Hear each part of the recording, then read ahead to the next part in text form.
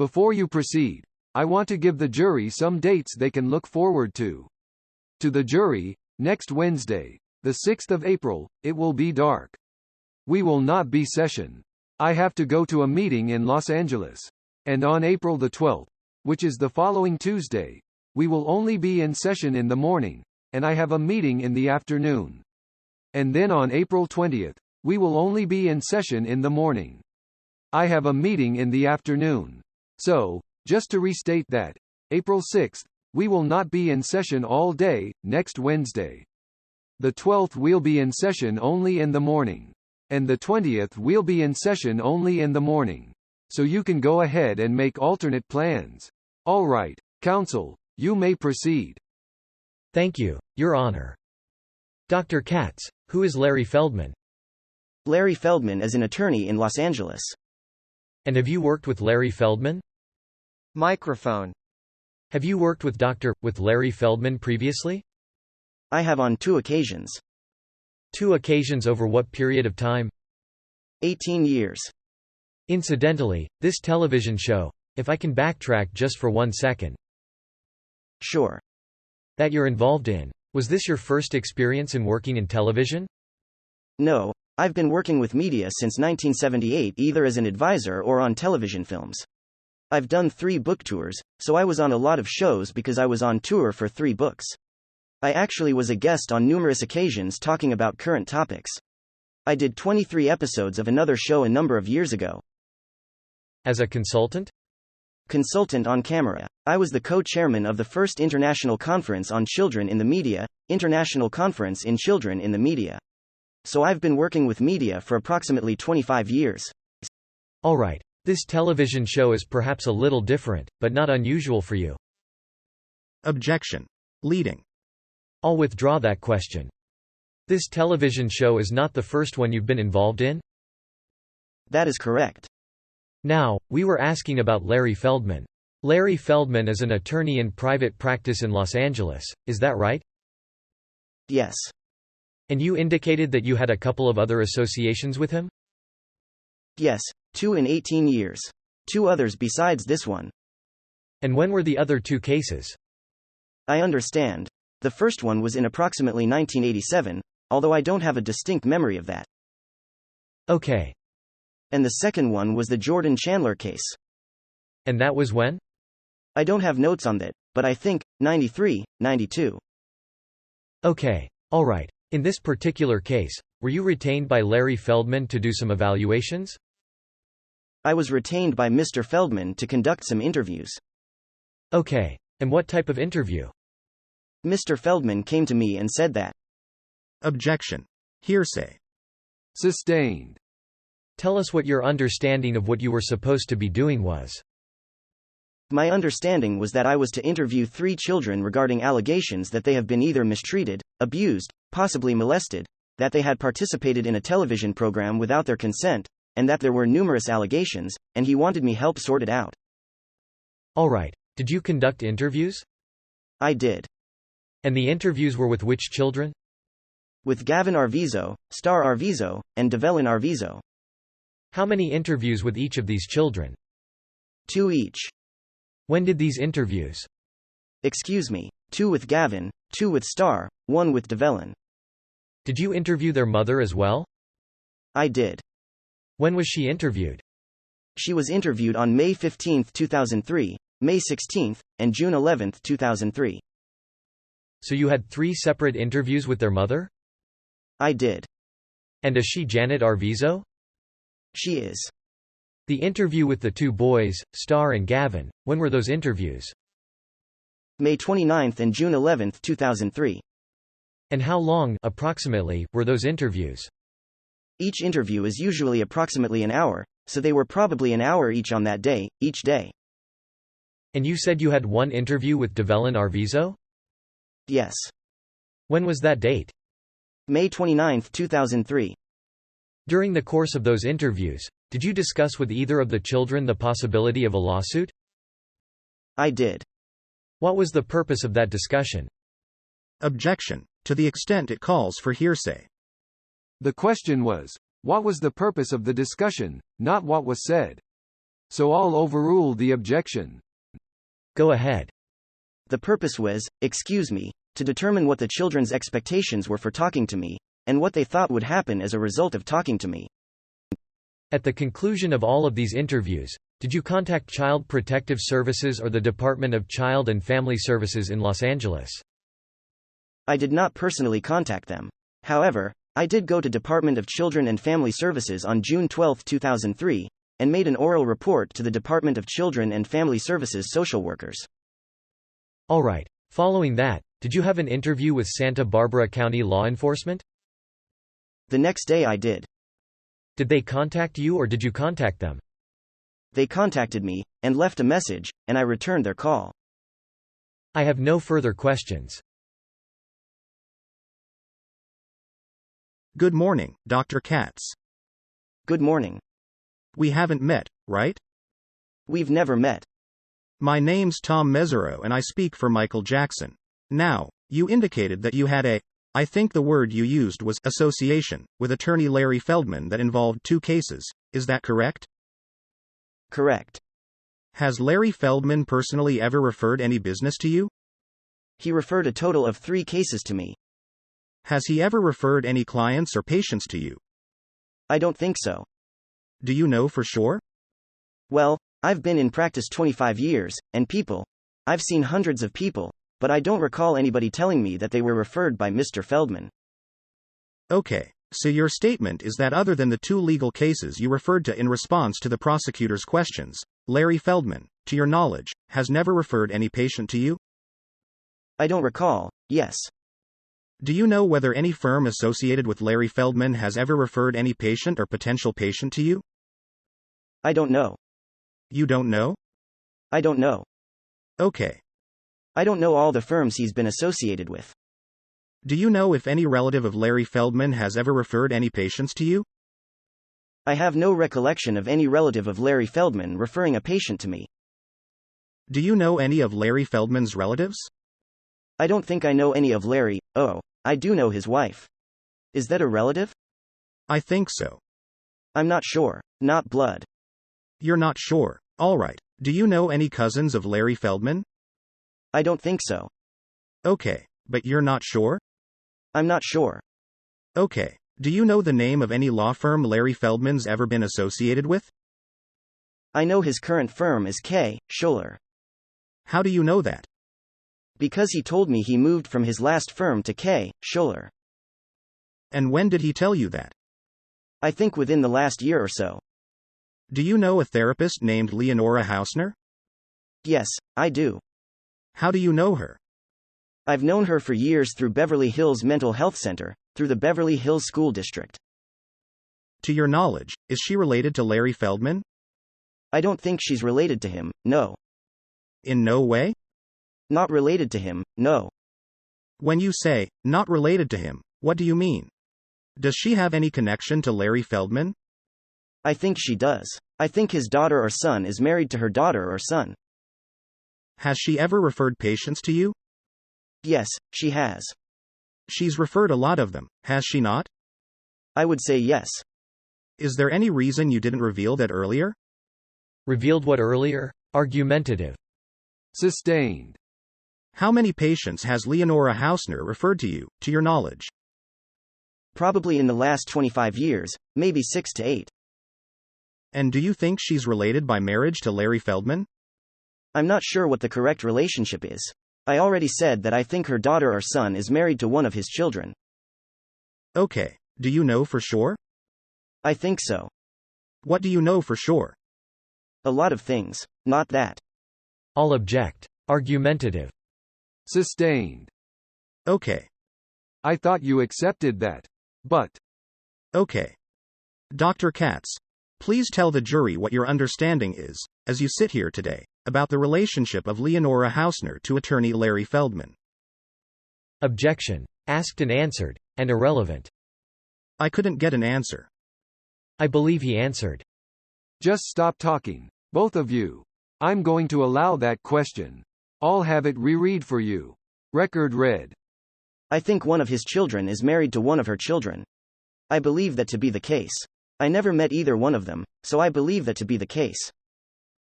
And where did you learn that information? From Mr. Feldman. Thank you. How long have you known about this? Probably 2 years. Okay. Did you review any documents before you testified today? Yes, I did. And are those the documents in front of you? Yes, they are. Okay. May I see those documents, Your Honor? Yes. May I approach? Yes. Thank you. Would you like to look at the file? Yes. Oh, here. Thank you. And, counsel, that's not how that's going to happen. You don't take his notes and then start questioning about them. Okay. What would the court prefer? You asked permission to see them. Yes. Okay. I gave that permission. Now, take them back up there. Okay. May I take a look at them again, Your Honor? You may. Thank you. Dr. Feldman, sick. When you interviewed the Arvizos, did you bill for your services? I did. Who did you bill? Mr. Feldman's office. And how much did you bill for your services? A total of $4,800. Did that bill comprise all of the interviews you described to the jury? Yes, it did. And what was your hourly rate for those interviews? $300 per hour. Have you been paid? Yes, I have. By Mr. Feldman? By his firm at the time. Okay. And what firm was that? I don't recall the name of the firm. He was one of the principals, so Feldman and something, or something and Feldman. Okay. You mentioned you have a television show, right? Correct. And you've been doing that for approximately a year? That's correct. And without giving the amount, you're certainly paid to do the show, correct? Not very well. Okay. But you are paid? Not enough. I'm paid, yes. Not enough, you say? Not enough. How much would you like it to be? More. Laughter. Which station is that show on? It's an NBC Universal syndicated show. And it's on once a week? It's on 5 days a week. You told the jury that you were retained by attorney Larry Feldman in the Jordy Chandler case, correct? That's correct. That was a lawsuit that attorney Larry Feldman filed against Michael Jackson, correct? That's correct. That was in approximately 1992, correct?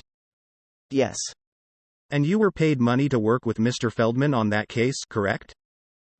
Well, I was paid for my time and services, not to work with Mr. Feldman. But he's the one that got you involved, true? He's the one that retained me on the case. Okay. And did he pay you a retainer on that case? I don't think he paid me a retainer. I think he paid me for the time I spent on the case. Okay. You've been in contact with him ever since, correct, on a periodic basis? I don't remember talking to Mr. Feldman. I don't remember talking to him the last 10 years. I don't think I've been in contact, but I don't recall. Well, you don't recall? I don't know if he ever called or I ever ran into him, but I don't remember doing anything professionally with him for the last 10 years. Okay. I'm not asking if you did something professionally with him. Contact? I'm asking if you've had any contact of any kind with him before he referred the Arvizos to you. Well, I'm trying to explain that. I have no social relationship with him. I don't go to dinner with him or never been to his house. I don't have lunch with him, dinner with him. I may have had a phone call about something. I may have talked to him in the 10 years. I don't have any other recollection, though. Now, did he call you about interviewing the Arvizos? Yes, he did. And is it because of his phone call that you interviewed the Arvizos? Yes, I did. Did you communicate with attorney Larry Feldman about those interviews? Yes, I did. Did you communicate with attorney Larry Feldman while those interviews were being conducted? Are you talking about during the actual interview? You mean like telephonically? Between the first, let me rephrase that. Between your first meeting with the Arvizos and your last meeting with the Arvizos, did you discuss with Larry Feldman the content of any of those interviews? I did. How many times? I had a meeting with him in between the 2 sets of interviews on June 5, 2003. That's one meeting? One meeting, yes. Did you ever talk to him on the phone before or after that meeting about your interviews with the Arvizos?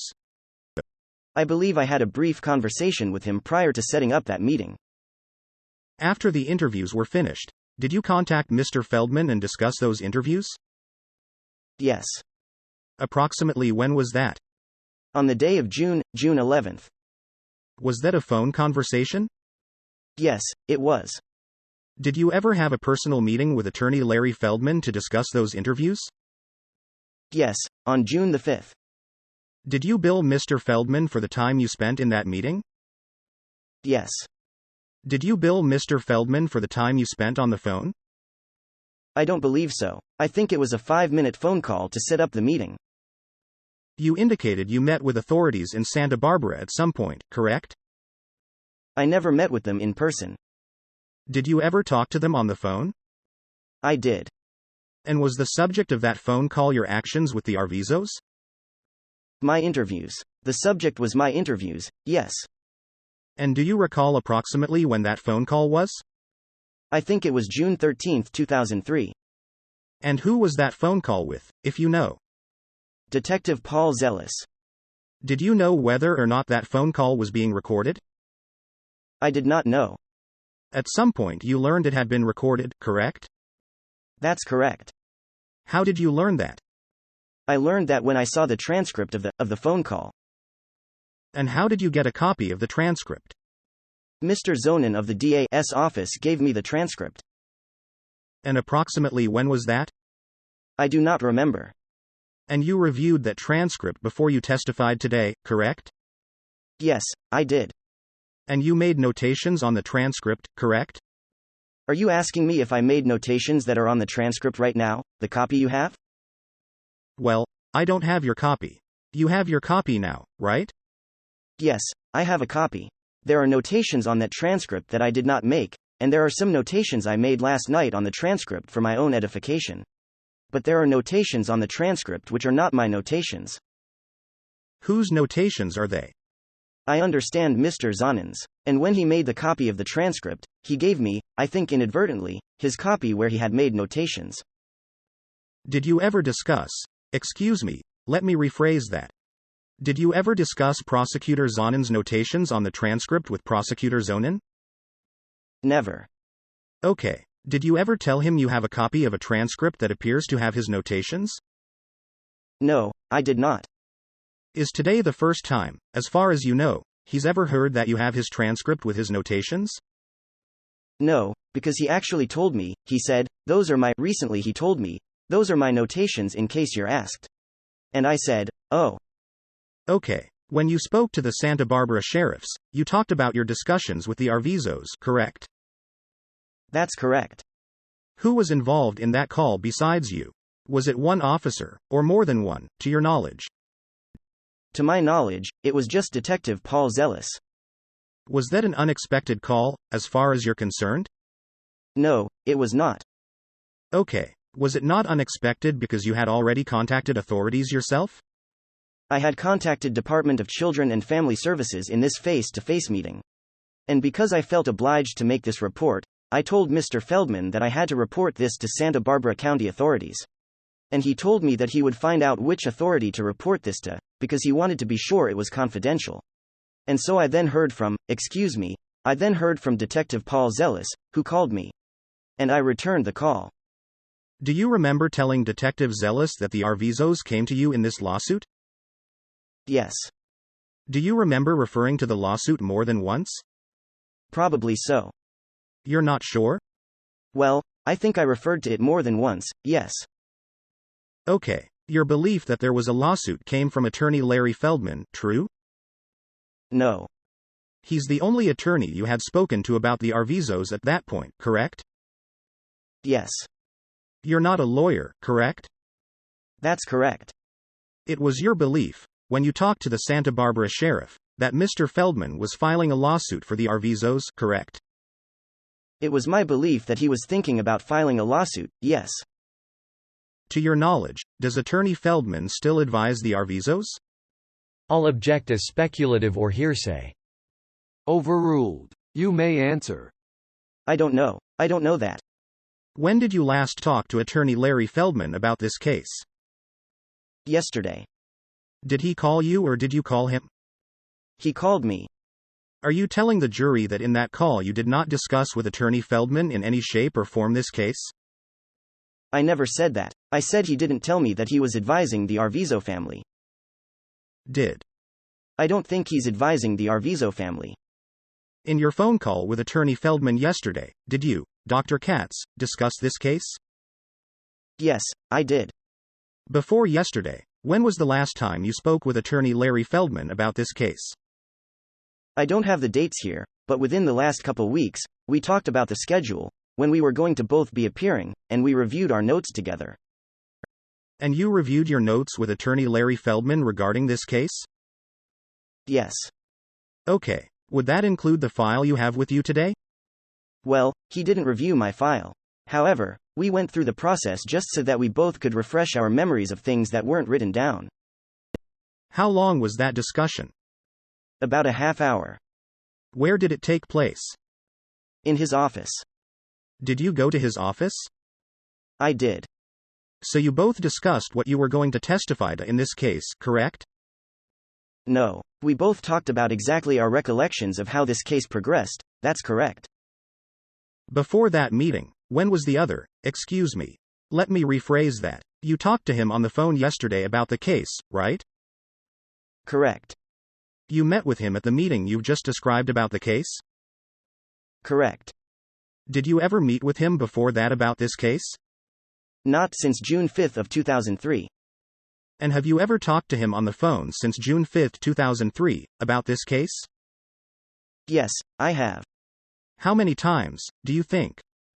2 or 3. Are you telling the jury you don't think Mr. Feldman is providing any advice to the Arvizos at the moment? I'm telling the jury I don't know whether he is. He did not tell me he's providing advice to the Arvizo family. And in your phone calls and meetings with Attorney Feldman, you never asked him? No, I did not. Did you ever suspect during those phone calls or in those meetings that he might be representing the Arvizos? What I do know, he has told me that he hadn't spoken, I think, to the family in a while. That's all he said to me. Okay, now, you're aware that. Excuse me, let me rephrase that.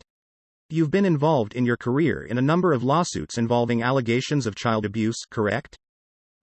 That's correct. How many lawsuits involving allegations of child abuse do you think you've been involved in as a professional psychologist? In all venues? Do you mean family law? Criminal? Sure. Dependency? Sure. A couple thousand maybe. And have you been involved as a professional psychologist in any civil lawsuits involving allegations of child abuse where people wanted monetary damages? Yes. Okay, and were they primarily in Los Angeles? Yes. Are you aware that if a child is abused or claims they were abused, they have until the age of approximately 20 to file a lawsuit? Yes. And you're aware that what is called a statute of limitations, meaning when the time period begins to commence. I'm going to object as exceeding the witness's expertise. Sustained.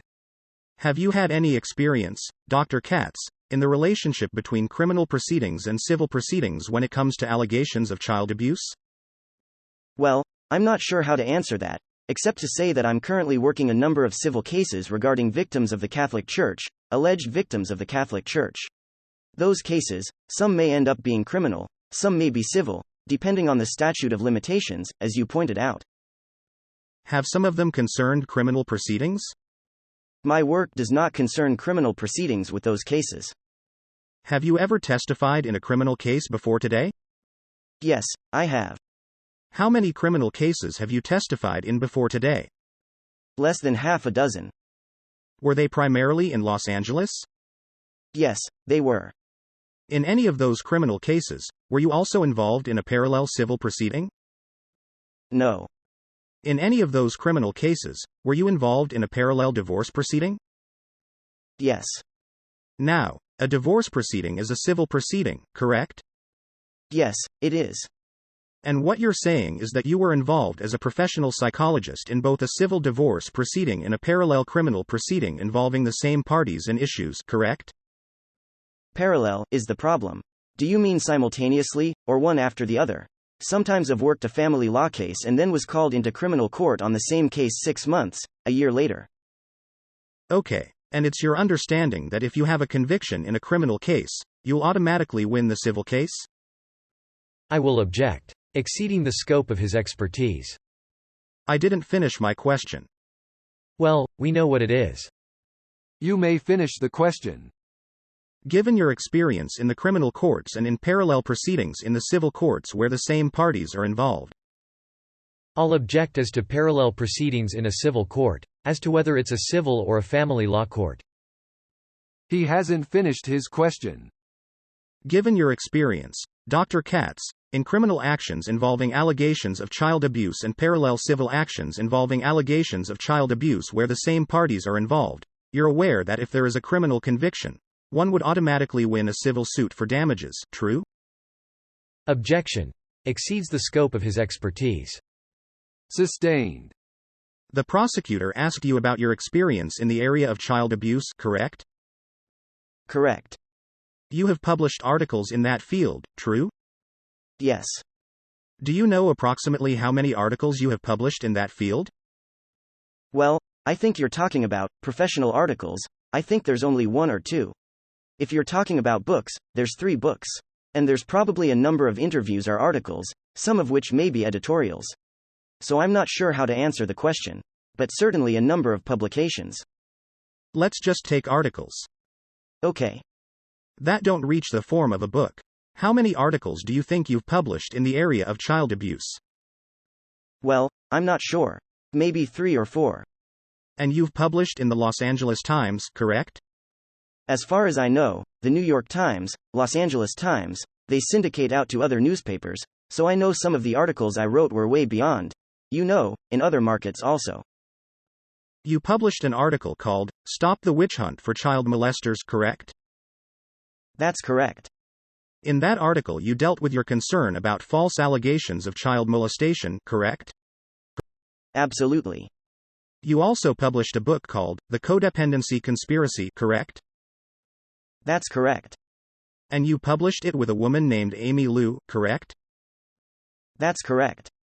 And in that book, you talked about false allegations of child molestation, true?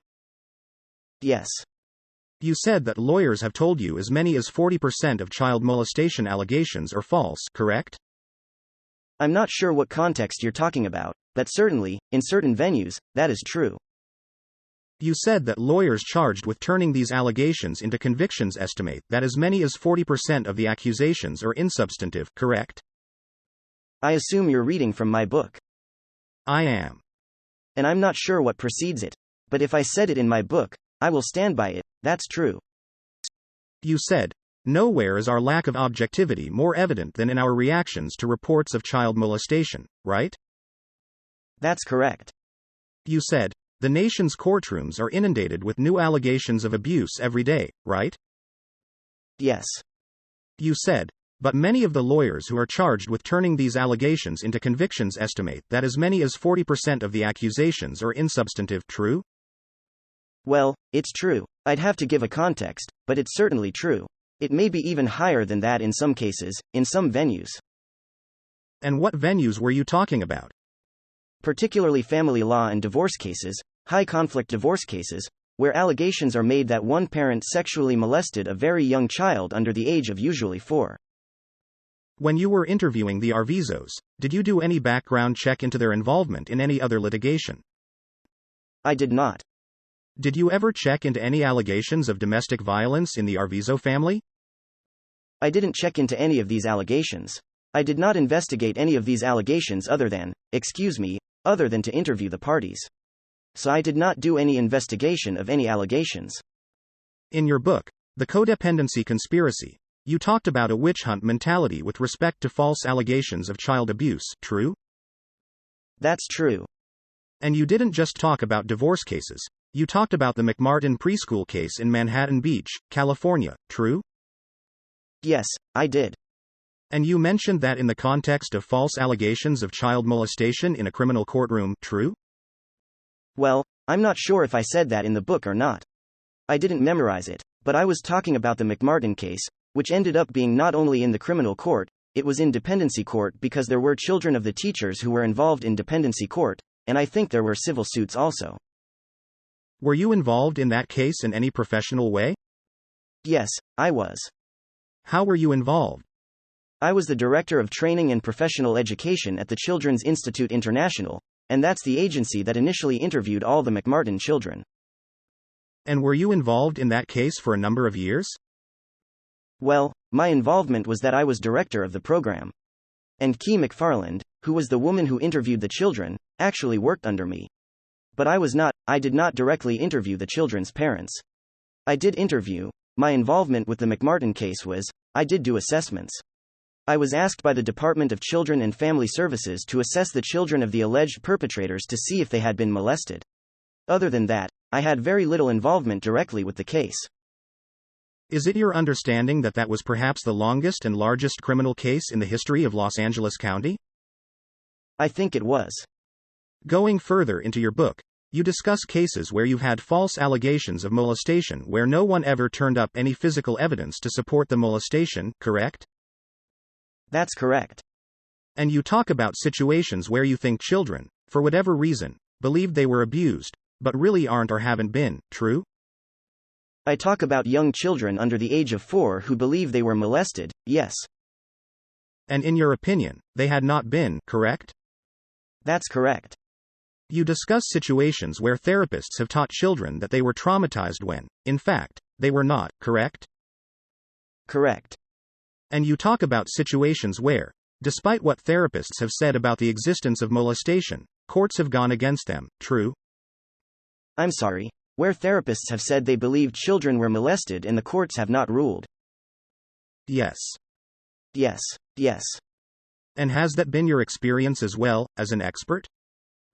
My experience has been that there are people who are falsely accused and who get convicted, and there are people who are falsely accused that get acquitted, and there are people who get acquitted who did the deed. So I've had all that experience. You talked about children in abuse cases who are often scarred for life, not by the abuse, because it didn't occur, they're scarred by what you call the recovery process, true? Yes. And what you were saying was, in situations where there has been no abuse, but a child is convinced that there has been and is put through a process of therapy to deal with the abuse that never happened, they can be hurt, true? That's correct. You talk about situations where children can have thoughts essentially given to them by parents or therapists that convince them they've been abused when there is no abuse, right? Yes, but I was talking about young children under the age of 4. Pre-verbal children. You didn't limit it to that in your book, did you? I'm not sure what you're reading, exactly, from, but I'm certainly talking about pre-verbal children. And I think there's a comment made about young children under the age of 5 or so. Do you know where the comment is? I haven't looked at the book in a long time, but... Okay. I'll have to look at it later. Okay. You talked about a number of situations where parents consistently told their children they've been abused, and the children believed it, and in your opinion there had been no abuse at all, right? And that specifically is regarding young children. We're talking about children under the age of 5 years. You are aware that there can be all kinds of motivations for false claims of molestation, correct? Certainly there's a possibility of all kinds of claims and reasons. You're aware that alleged victims of molestation often sue for millions of dollars in civil court, correct? That is correct. You talked about the reactions of victims of child sexual abuse, correct, in your book? If you say so. I don't remember exactly what I talked about in that book, but... Well, you essentially said there can be all sorts of varying reactions, assuming it really occurred, right? I suppose, yes. Well, you said that some experience physical or emotional trauma directly related to molestation, right? Okay. And some exhibit none of those symptoms, correct? I need to back up.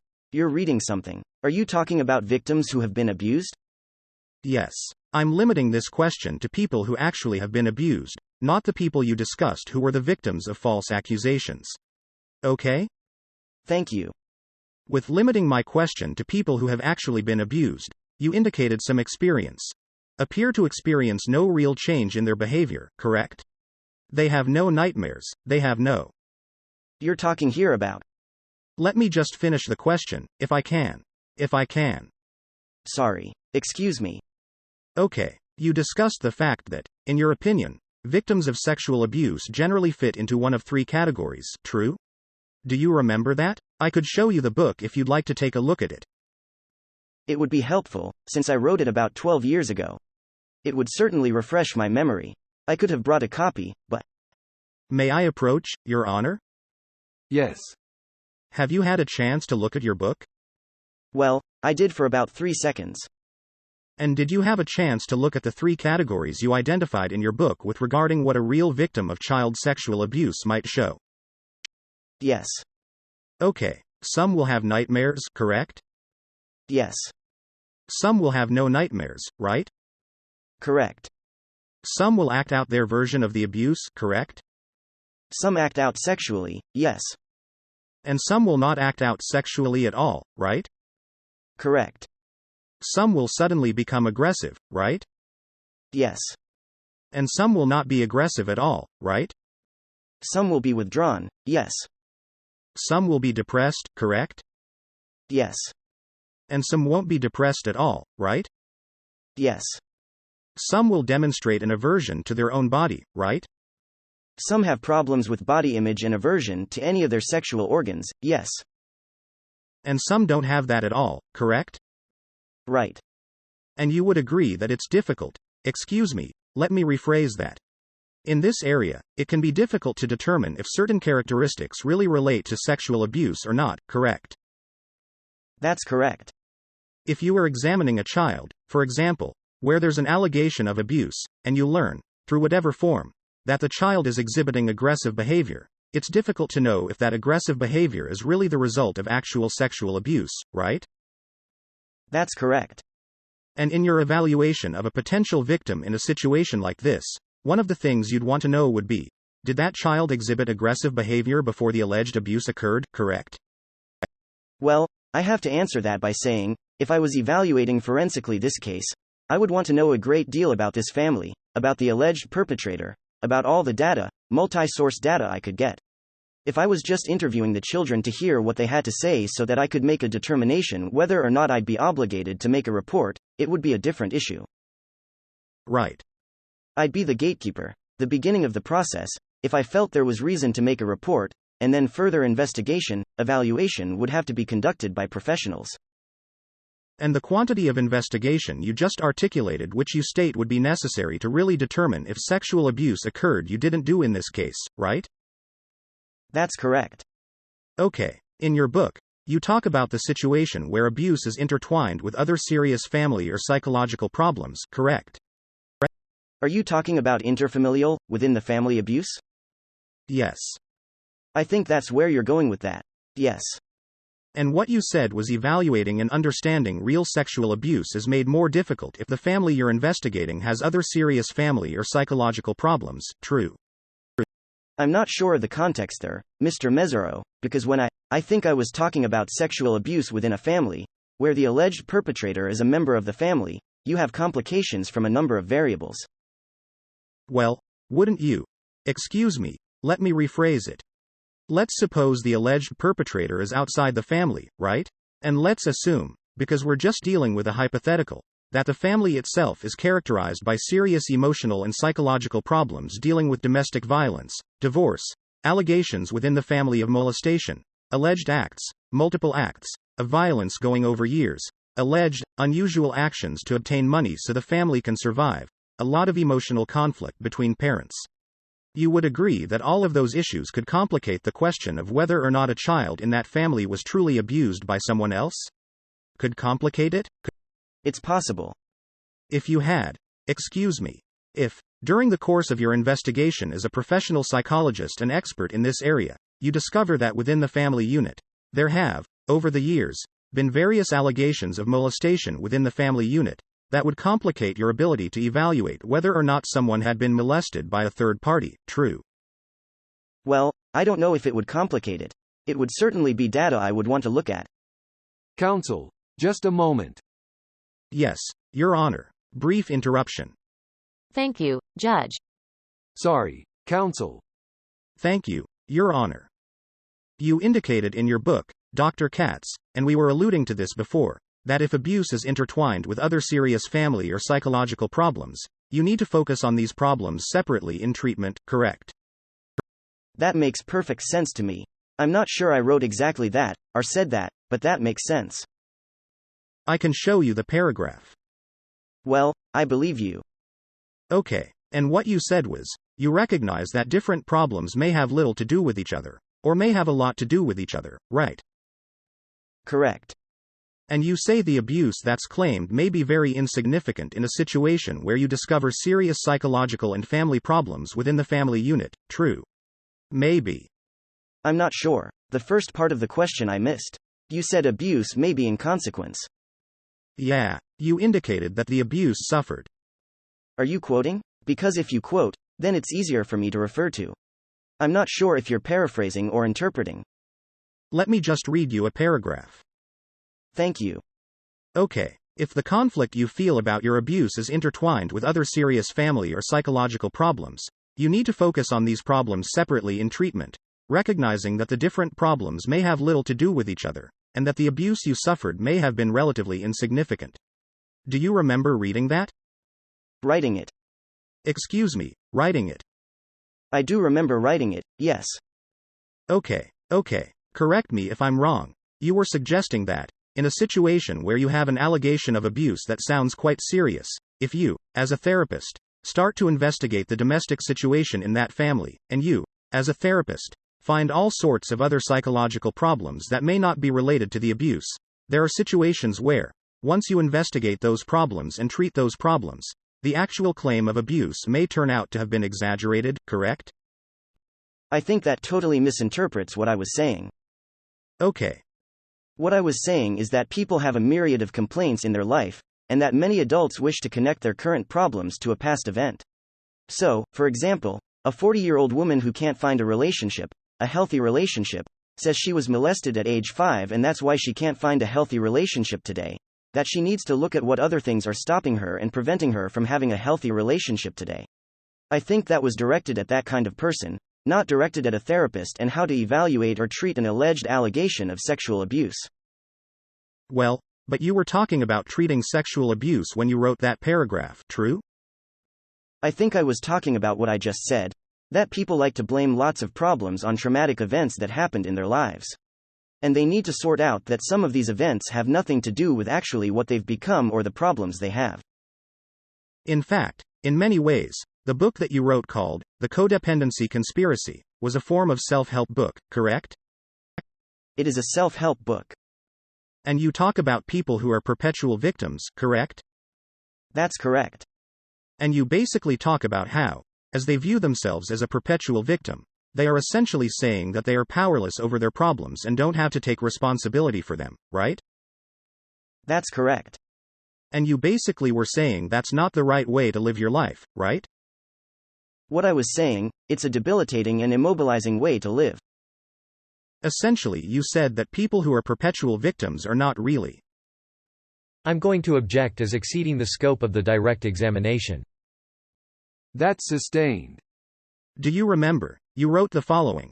I do not think that a parent whose hand lingers momentarily while diapering his or her child belongs in the same category with convicted child pornographers or pedophiles, yet many therapists and self-help groups lump the victims of these different perpetrators together and treat them all as if they've been equally traumatized. I'll object as exceeding the scope of direct examination. Sustained. You indicated in response to the prosecutor's questions that you had worked on a panel of psychologists, correct? Yes. And was that with dependency court? First in dependency court and then in family law.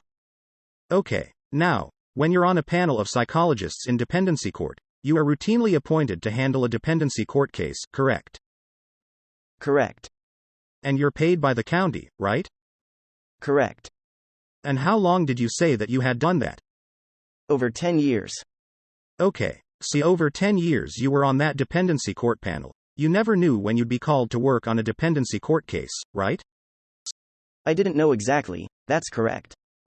Okay, now, were you doing that at the Edelman Courthouse on the 10 freeway? I started doing it at the old courthouse at first, I think criminal, and then it was over on 6th Street before the Edelman Courthouse. Okay, now, would you agree that in dependency court, you often find false claims of molestation? Who's you? Anybody. Well, are you talking about did the judges find it? Did I find it? Who's who? Well, when you wrote in your book that lawyers who prosecute molestation cases tell us that approximately 40% may be false, were you referring to dependency court? Well, I'm not exactly sure which lawyers you're referring to or I was referring to at this point, but in general, the 40% figure comes out of research on mostly young children, preschool kinds of cases, family law cases. It does not come out of the research on children who were allegedly molested by someone outside the family, and it doesn't come out of research about children over the age of approximately 5 or 6. Have you done research in that area? Just clinical experience. Okay. Have you had experience with false claims of molestation involving children over 6? Well, when you say experience, have I evaluated cases where someone thought the claims were false? Yes. Or where the judge determined they were false? Which would you like? Let's start with the first example. Well, in every case there's two sides. Okay. So there's always someone who doesn't believe and someone who does believe. So I've been involved with many of those cases, in criminal and family law and in civil cases. I have been involved in cases where people were acquitted in a criminal, and they were convicted. And I've been involved in cases where monetary damages were paid to victims and where no monetary damages were paid to victims, and family law cases where the judge made a finding that molestation did not occur, or the judge made a finding that there was inappropriate touching, fondling, some kind of sexual abuse. When you wrote in your book that 40% figure, saying prosecutors had told you that 40% of the accusations are insubstantive, you never limited it in the book to children who are 6 or younger, did you? I don't think so. I have to look at the source data. But it's in the back. Could I see the book, please? I can get you a copy. It's available at Amazon.com. Laughter. Doesn't say prosecutors. It says lawyers who are charged with turning these allegations into convictions. Judge, I'm going to object as misstating. Your Honor, I'll read it, if the court would like. Well, I'm concerned about the prior question asked. He used the word prosecutors. I'll restate it. I'll restate the question. Dr. Katz? Yes. You know that these prosecutors are all lawyers, don't you? Which prosecutors is he referring to? Objection. Vague. Argumentative. I have. There's an objection. I'll withdraw the question. Dr. Katz, have you met with any of these prosecutors at any time? Yes, I have. When did you last meet with any of these prosecutors? I met with Mr. Zonen, yes, sir. Are you aware that he is a lawyer? I'm aware that he is lawyer. Are you aware that he's a lawyer paid by the government? I'm not sure who he's paid by, but I assume he's paid by the county or someone. Have you ever met Mr. Snedden? I have. Are you aware that he's a lawyer? I assume he's a lawyer if he's in his position. Are you aware that he's a lawyer paid by the government? I assume he's paid by the county. And have you met Mr. Auchincloss, who's directly to my left? Yes, I have. Are you aware that he's a lawyer? Yes, I'm aware that he's a lawyer. Are you aware that he's a lawyer paid by the government? Paid by the government. Are you aware their jobs as prosecutors are to seek convictions? I'm going to object as argumentative. Sustained. When you said in your book, you referred to lawyers who are charged with turning these allegations into convictions, you were referring to prosecutors. Well, I actually was referring to cases that I already talked about, the young children, preschool cases, the family law cases. You were. The witness ought to be allowed to answer the question. Sure. I apologize. Go ahead. Family law cases where either they were trying to get some kind of finding in court, sustain a petition or criminal conviction, yes. Dr. Katz, you know that you can't convict anyone of anything in a family law court, right? No, but you can make a finding. But you don't convict in family law court, true? Objection. Argumentative. Sustained. Based on your experience, the only place you get convictions is criminal courts, right? Objection. Argumentative. And beyond his scope of expertise. Sustained on argumentative. Okay. Now, Dr. Katz, you said that 30% of your work is currently involved with television, is that right? Approximately 30 to 40%, yes. And you said that you've been practicing since 1978, is that correct? That's correct. And I believe you told the prosecutor for the government that you've been involved in other TV projects, correct? Yes. And what were they? Well, starting out in the early years, in the late 70s, I was an advisor on a number of television movies that had to do with either child abuse or psychological issues. Did a number of those kinds of movies. I was a frequent guest on news shows talking about current psychological topics. When I did my 3 books, of course, did book tours, where you appear on numerous shows, including Oprah, and those kind of shows. I have appeared as a panelist on TV on certain topics. And have appeared as a guest to work with family dysfunction on talk shows and other television shows. When you did you did a book tour to promote the book, Codependency Conspiracy, did you not? Yes. And did you appear on television as part of that book tour? Yes. Do you know how many times you appeared on television as part of the book tour? I would have no idea. And when you were on television, did you talk about false claims of molestation? I don't think so. That was just a small part of the book. I don't remember specifically talking about that, but certainly it could have come up. And this was 1991, I think, so I don't have a distinct memory of that. Did you talk about people who act as if they're perpetual victims? Yes, I did. And did you talk about your belief that there are ways to treat people who consider themselves perpetual victims? Objection. Exceeds the scope of the direct examination. Sustained. You indicated that you interviewed the 3 Arvizo children and the mother, right? Correct. Did you ever interview the father? Never. Did you ever investigate anything about the father? No. And that's because you never really investigated the family other than the interviews you conducted, right? That's correct. Okay, now, when were the dates of those interviews? Mom was May 15th, May 16th, June 11th. Gavin and Starr were May 29th, June 11th. And Devellin was May 29th. So the first interview was May 15th, correct? Yes. The last interview was June 11th, correct? Correct.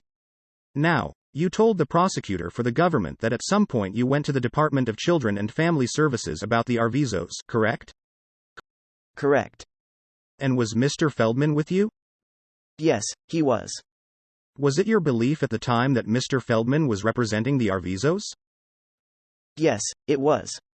When did you and Mr. Feldman visit the Department of Children and Family Services for the first time to talk about the Arvizos? June 12, 2003. And you had a meeting at that department, correct? Correct. That department is in Los Angeles, right? Correct. Did you ever have a second meeting at that department about the Arvizos? I did not. Was that the only meeting you had? That's correct. Okay, now, was it just you and Larry Feldman at that meeting? And an associate of his. I don't recall his name right now. Okay, now, when you attended that meeting with Mr. Feldman, did you know whether or not he was a friend of someone named Jamie Masada? I'm sorry, who was a friend? Mr. Feldman. I had no idea. Do you know Jamie Masada? Never met him. Do you know attorney Bill Dickerman? Yes, I do. And how do you know attorney Bill Dickerman? He was present at the meeting that I had with Mr. Feldman on June 5 of 2003. Was he the only person at that meeting other than you and Mr. Feldman, to your knowledge? No. Who else was at that meeting? Mr. Feldman's wife, Jo Kaplan. Was anyone else at that meeting? No. Was that the first time you met attorney Bill Dickerman? Yes. Do you know anything about Bill Dickerman's relationship with Jamie Masada? He told me yesterday in the... I'm going to object as hearsay. You may answer the question, yes, or no. Would you repeat the question, please? Yes.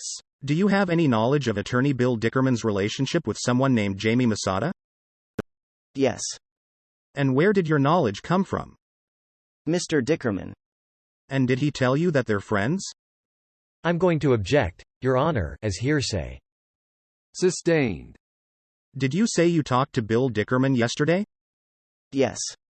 And did he call you or did you call him? No, we sat in the holding area upstairs together. Did you discuss the case at all with Mr. Dickerman? Not really. Not really? Well, we talked a little bit about times and where we were going to stay last night and coming back here, and we talked about everything from the weather, to soup, to nuts. Not very much about the case. Okay. Was your meeting with Mr. Dickerman and Mr. Feldman the first time you had met Mr. Dickerman? Yes. After that meeting, did you have any further contact with Mr. Dickerman before yesterday? No. Have you communicated with him by letter at any time since that initial meeting? Never. Okay, so the only attorney you've ever communicated with about this case is attorney Larry Feldman, right? No, the attorney sitting in front of us that we've named. The attorneys who are paid by the government. Paid by the government, yes. Okay, to get convictions. Okay, all right. Is that a question? I withdraw that. If it is, I'm going to object to it as argumentative. I withdraw that. I withdraw that. Objection sustained. Do you have any knowledge of Larry Feldman filing any claim against Los Angeles County? I read that, I think, on the smoking gun, or somewhere on the internet, but he's never said that to me. Okay, now, after your meeting at the Los Angeles Department of Children and Family Services that you have described, did you have any other meetings with Mr. Feldman about this matter? Other than what I've described? Yes. No. Did you and Mr. Feldman ever jointly appear with anyone in the Santa Barbara Sheriff's Office to discuss this case? No. After the meeting you had at the Department of Children and Family Services, you spoke to the Santa Barbara Sheriffs at some point, correct? Yes. And approximately when was that? I received a call from Detective Paul Zealous on June 13, 2003. That was the first contact after the DCFS meeting you had, right? That's correct. Okay. Did you have any knowledge of attorney Larry Feldman contacting the Santa Barbara Sheriffs at any time after the DCFS meeting? I have no knowledge of that. Did you ever discuss that possibility with him? No. Did you ever discuss with attorney Feldman whether or not he had talked to Mr. Snedden after the DCFS interview? I don't think we ever talked about that. Never? I don't have any recollection of that at all. Okay, so you've never heard anything about that as you sit here today? I'm sorry, about Mr. Feldman talking to Mr. Snedden? Yes. Yes, I think that, as I said before, prior to the call from Detective Zealous, I believe that Mr. Feldman called the DA's office. I don't know if he personally talked to Mr. Snedden or not. Now, your understanding of any contact Mr. Feldman had in this case would have come from Mr. Feldman, correct? Contact with whom? Objection. Vague. I'm sorry. Let me rephrase it. After the DCFS meeting that you have described, you learned at some point that attorney Feldman spoke to prosecutors in this case, correct? Unless this conversation was in his presence, all object as hearsay and lack of foundation. State of mind, Your Honor. All allow the question. Yes, or, no, answer only. Could you repeat the question? Do you want it read back? Thank you, Your Honor. Record read. I'm sorry, but I'm not sure which prosecutor or prosecutors are assistant. I know he called Mr. Snedden's office. I don't have a recollection if he called directly to him. Okay. Do you have any knowledge of when the Arvizos first met attorney Larry Feldman? I vaguely remember. I think it was a month or two before I saw them. Okay. And correct me if I'm wrong, but you're suggesting to the jury that sometime after your last interview on June 11th, the Arvizos in some form contacted the police, correct? I have no idea how that happened. Okay. But based on what you've just said, and I'm referring exactly to your understanding, that the Arvizos had talked to Mr. Feldman for a month or two before you got involved, right? And I'm very vague about it. It could be a couple weeks, but some period of time before I got involved. Judge, I'm going to object as lack of foundation, unless he was involved in those conversations. Overruled. Next question. Clearly, it was your understanding that the Arvizos had spoke to attorney Larry Feldman before Mr. Feldman contacted you about this case, correct? Yes. And based on what you've just told the jury, it was approximately a month after your first interview with any of the Arvizos that any report was made to any agency, true? Objection. Vague. I'm not sure which agency, which report and by whom. By Feldman? By the Arvizos? By the police? All right, that's enough. The objection is overruled. Read the question back to him. Record read. The first interview was on May 15 with mother. The first interview with the children was May 29. The report was made on June 12. That's the report to DCFS, correct? Correct. And it's your understanding that any contact with Santa Barbara, be it sheriffs or prosecutors, was after your meeting at DCFS, correct? That's my understanding. Okay, clearly, it was always your understanding that the Arvizos first went to lawyers before they ever went to any police office, correct? It's my understanding that they went to attorneys before they went to the police department. That's my understanding. And was it your understanding that they first went to Attorney Dickerman before they went to Attorney Feldman? Yes. Now, you have indicated that you were retained by Attorney Larry Feldman to work with him on his civil suit that he filed against Mr. Jackson in 1993, correct? That's correct. Was it your understanding that Mr. Feldman was in contact with Mr. Sneddon in 1993? Objection. Lack of foundation. Overruled. I have no information about that at all. I don't have any memory of that, any information about that. Regarding your work on the 1993 case for Attorney Larry Feldman, when did your work cease? Let me help you out by telling you what my work was. My work was to review the videotapes that were made between the victim No. Go ahead. and Dr. Richard Gardner. Okay. And to review those tapes, those videotapes, and to view them and analyze them to give my feedback to Mr. Feldman. To your knowledge, no criminal case was ever filed against Mr. Jackson based on that 93 case, correct? That's my understanding. All right, let me take just one more second, Your Honor. Yes. I asked you at the beginning of my cross-examination about someone named Lee Hausner, correct? Yes. Who you met. I know Lee. And Lee has referred, I think you said, something like 6 to 8 patients to you? I'm probably estimating around that. Do you know whether or not Lee Hausner referred the 93 case against Mr. Jackson to Mr. Feldman? I'm almost sure she did not. Okay, I have no further questions, Your Honor.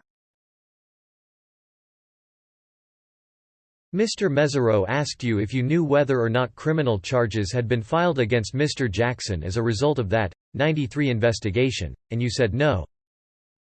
Correct. That they had not been. That's my understanding. Do you know why not? I understand a settlement. Objection. Objection. Irrelevant. Foundation. Beyond the scope. Foundation. Sustained. And relevance.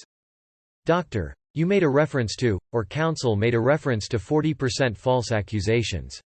What is that in reference to? I was specifically talking about young children. I was referring to the numerous cases that were filed in the 1980s in preschools where we had infants and toddlers alleging molestation, and I was talking about the incredible number of high-conflict divorce cases where there were allegations of molestation with very young children, pre-verbal children, under the age of 3 and 4. I was not talking about extrafamilial sexual abuse. I wasn't talking about older children. I was specifically referring to those cases. What do you mean by extrafamilial sexual abuse? Outside the family, where the perpetrator is not a member of the family. What is your understanding about the percentage of false allegations in those types of cases involving older children? My experience, my clinical experience, my collegial experience, is that there's very, very few false allegations made with alleged perpetrators outside the family by a child over the age of 5. And involving specifically allegations of sexual abuse involving boys, adolescent boys. What are the difficulties involved in making a false allegation? Well, or sustaining it? A pre-adolescent or adolescent boy is hypersensitive about his sexuality. It would be extremely unusual for a child who's developmentally at a stage where he's trying to figure out who he is, and to actually become a man, to make an allegation which would suggest that he's had inappropriate sexual relationships with a male. It would be extremely rare because these children are so protective and so guilt-ridden and shamed by any behavior that's extraordinary and extra-normal. So it would be highly unusual in my experience for a 12 or 13-year-old to make false allegations regarding a male perpetrator. All right, doctor. Based on your experience of as many years as you've been dealing with this, have you had any personal dealings or associations with cases where you believed there was a false allegation by an adolescent child motivated by profit? Well, I've had some experience where I've had some young girls actually allege molestation by stepfathers to get out of the home sometimes, or fathers, and they have been recanted fairly quickly after investigations began. Are there difficulties in a child maintaining false allegations, from a practical standpoint? In my experience, a child who is going to lie and fabricate cannot be consistent and hold that very long, because children are impulsive, they can't delay gratification. You can't tell a child, years from now, if you lie, something good will happen. Children are very much living in the now. They don't maintain consistent allegations when they start feeling as if the disadvantages of making those allegations seriously outweigh any advantages. No further questions. Other than Mr. Jackson, how many cases of alleged molestation have you worked on involving well-known celebrities? Probably less than half a dozen. Have you ever published an article about sexual allegations against celebrities? I don't think so. I don't recall ever publishing anything like that. In any of your books, have you ever authored anything about the subject of sexual allegations made against celebrities? Well, I may have referred to cases, but I didn't refer to a personal concern. You said something about children who are making false allegations tend to be inconsistent when they describe those false allegations, correct? No. What I said was, in fact, it's the opposite. Children who make false allegations are usually very consistent and almost scripted in what they say. They exaggerate, they embellish, they take every opportunity to make a positive into a negative. Children who have been molested tend to be inconsistent. They have problems with memory retrieval. Their data storage is not great. They don't remember dates and times, and they don't remember exactly what happened. And they don't tend to embellish and exaggerate. When you interview these children and you ask them if something happened, they won't say, "Oh, yeah, that happened too." They'll say, "No, that didn't happen." Children who fabricate will all of a sudden tell you that everything happened to them by everybody, and so they exaggerate because they don't know intellectually when to stop. So what you're telling the jury is, in your experience, exaggeration and embellishment can be signs of false allegations of sexual abuse. That is correct. And if you were investigating an allegation of sexual abuse, and if you, as a professional, were to learn that there was a history of false allegations before, would that be something that you would consider? A false allegation of sexual abuse? Yes. And the false allegations have been determined to be false? Or you think they're false, because you see a lot of exaggeration and embellishment in what the children say. Well, you can't simplify it. These are just two factors. So I'm saying that children tend to do these things. They tend to exaggerate and embellish. That does not predict that they are lying. But if children do embellish and exaggerate, I'd be suspect of what the motivation is for making the comments. And if, in any of these cases, there is no physical evidence to support the allegation of sexual abuse, the decision regarding whether or not you believe the allegation is true is really a subjective one, right? Well, there's rarely evidence in these kinds of cases. I've been involved in thousands. Rarely see evidence, physical evidence, like trauma to the genitals, for example. It's subjective evaluation based on an assessment and many data sources to actually determine what happened. Doctor, in cases involving sexual abuse in the criminal courts, you're seeing more DNA evidence all the time used in these cases, correct? In some sexual abuse cases, yes. You're seeing evidence of semen, DNA, and things of that sort, correct? In some of the cases, yes.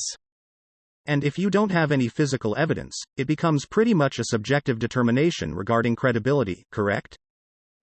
Well, there may be other evidence which is more objective.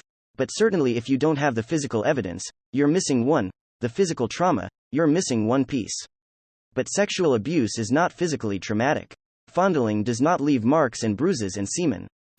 But sexual abuse can leave marks or bruises or semen, true? Yes, sir. Depending on the nature of it? Yes, it can. And if it leaves marks or bruises or semen and there's evidence of that, it would support a claim, correct? That's correct. Now, when you say exaggeration or embellishment can be indications of a false claim, that could certainly include stories changing, could it not?